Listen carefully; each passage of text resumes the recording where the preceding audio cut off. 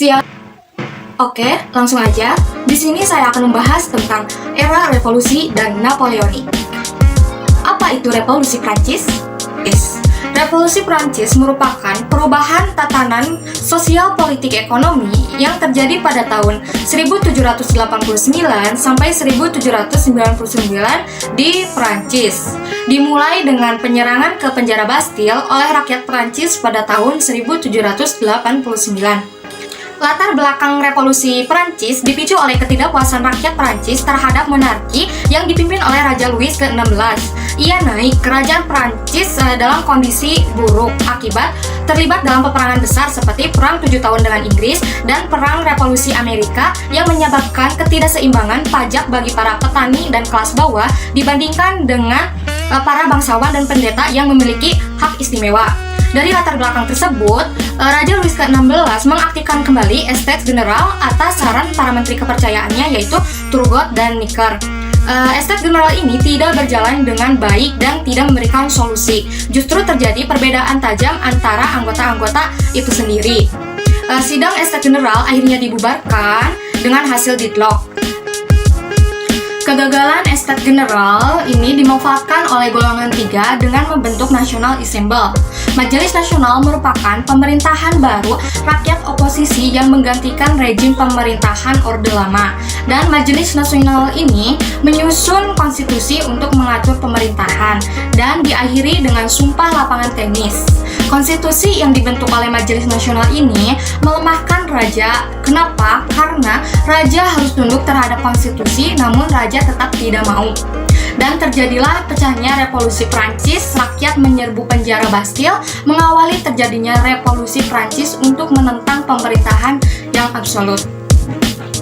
Pada tahun 1791 sampai 1792 terjadi perpecahan antara golongan 3, yaitu Girondin kaum borjuis dan Montagne rakyat jelata, dan diakhiri dengan Perang 1792 sampai 1795. Konvensi Nasional merupakan pemerintahan di bawah kepemimpinan Robespierre dengan membentuk negara berupa republik. Namun Robespierre ini dianggap diktator dan berakhir dengan dieksekusinya Robespierre beserta pengikutnya, dan berakhirlah pemerintahan Konvensi Nasional. Setelah Konvensi Nasional, pemerintahan revolusi membentuk pemerintahan direktori.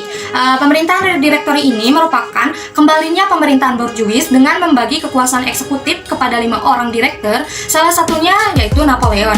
Namun, pemerintahan direktori ini tidak berjalan efektif dan akhirnya Napoleon membentuk KOP dan membentuk pemerintahan konsulat.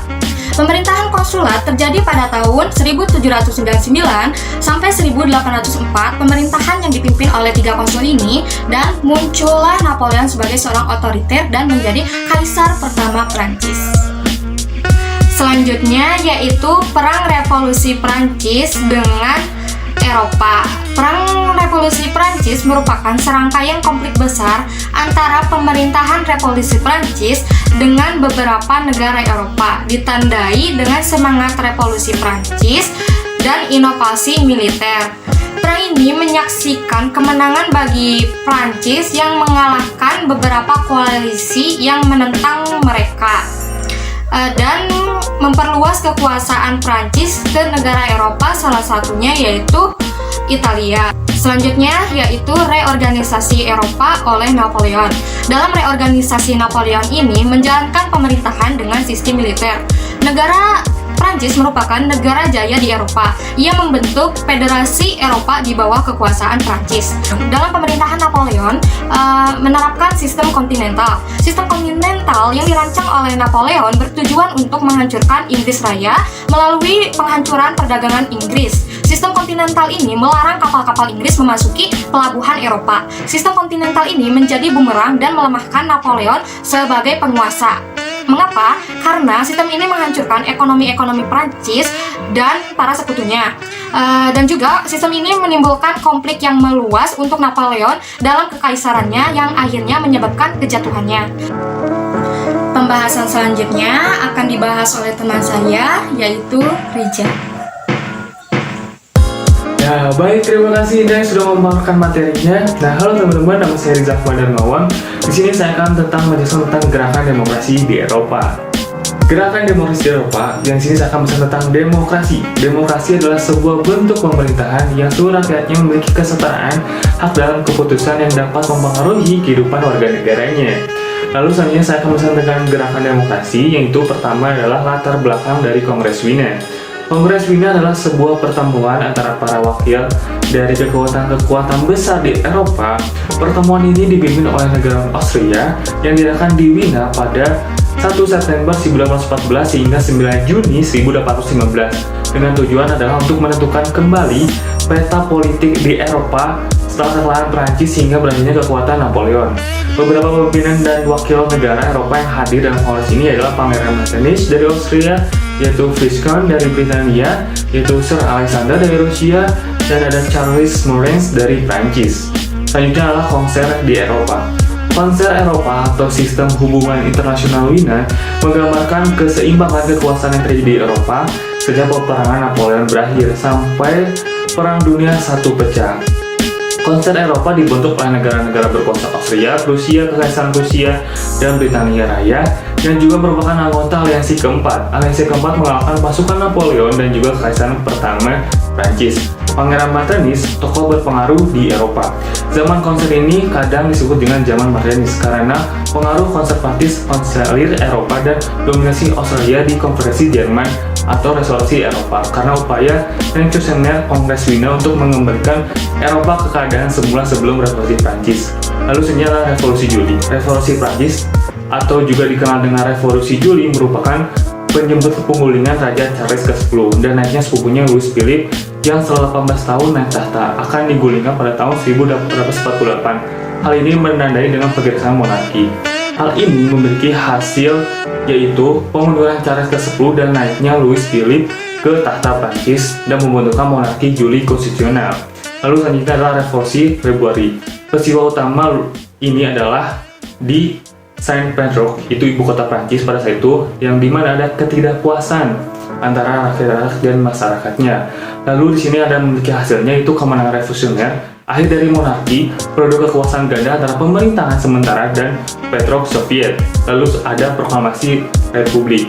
Lalu selanjutnya adalah revolusi 1848. Revolusi ini bersifat demokratis dengan tujuan menghilangkan struktur monarki lama dan menciptakan negara bangsa mereka. Revolusi ini menyebar ke seluruh Eropa saat revolusi awal dimulai di Prancis pada Februari dan 50 negara terpengaruh beberapa faktornya yaitu ketidakpuasan terhadap kepemimpinan politik, tuntutan untuk lebih luas partisipasi dalam pemerintahan demokrasi, tuntutan untuk kebebasan pers, tuntutan lain yang dibuat oleh kelas pekerja, kebangkitan nasionalisme, dan pengelompokan kembali kekuatan pemerintahan yang mapan dan baik. Mungkin sekian dari saya, terima kasih dan langsung dilanjutkan oleh rekan saya yaitu Azari.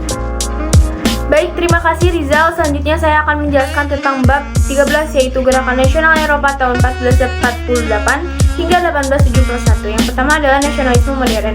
Nasionalisme modern ini muncul pada akhir abad ke-18 di mana hal tersebut diiringi penyebaran paham dengan agresif oleh Napoleon Bonaparte untuk mempersatukan Eropa namun gagal dan menimbulkan konflik oleh negara Eropa lain. Yang kedua adalah Napoleon III dan Kekaisaran Prancis. Dalam masa pemerintahan setelah Napoleon Bonaparte didominasi pemerintahannya oleh Louis Napoleon.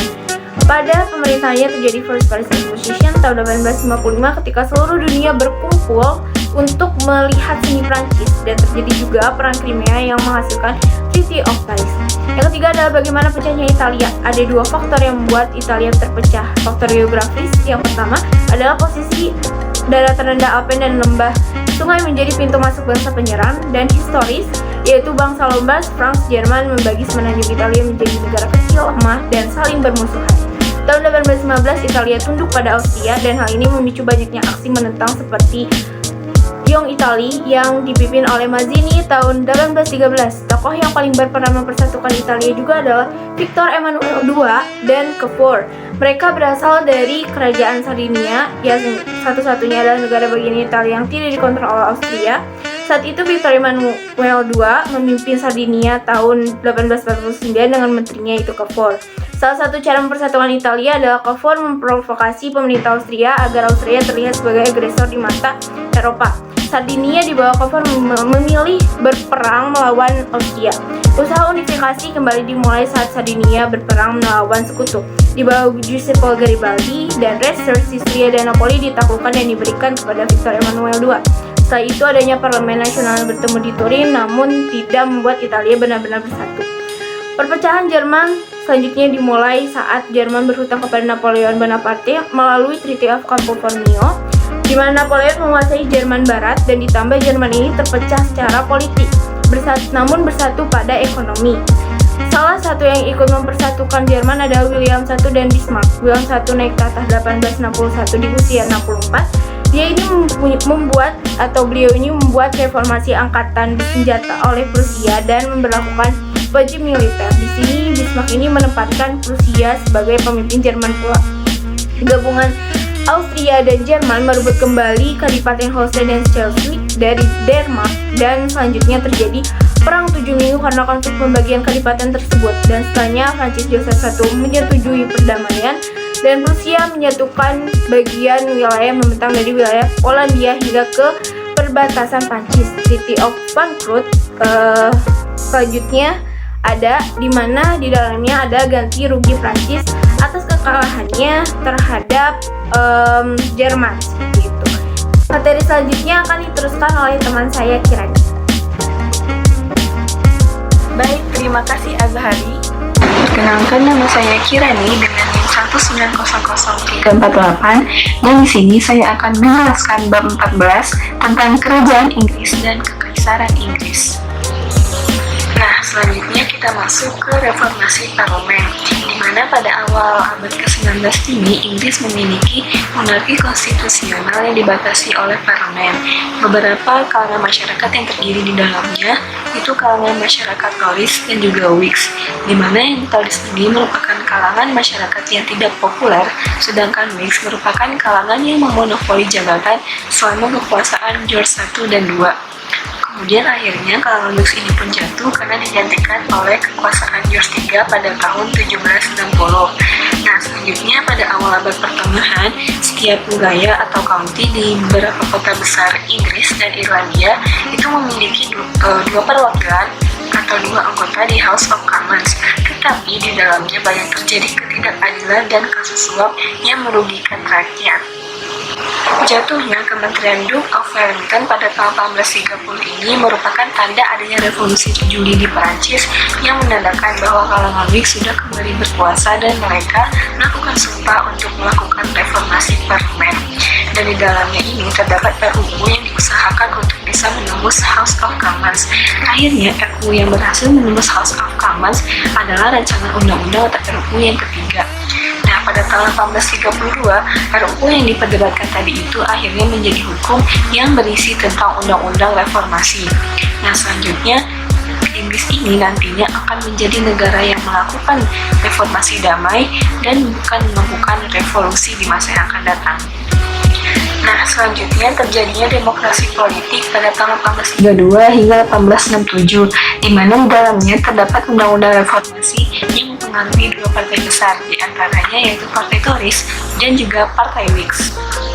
Kemudian yang kedua yaitu demokrasi politik pada tahun 1867 hingga 1918, di mana di dalamnya terjadi kepemimpinan secara liberal oleh Gladstone, dan pada tahun 1884 adanya hak pilih laki-laki dewasa secara virtual, sedangkan hak pilih wanita ini adanya nanti setelah Perang Dunia. Kemudian Inggris Raya pun menjadi negara yang paling maju dan paling demokratis secara politik di antara negara-negara sekitarnya.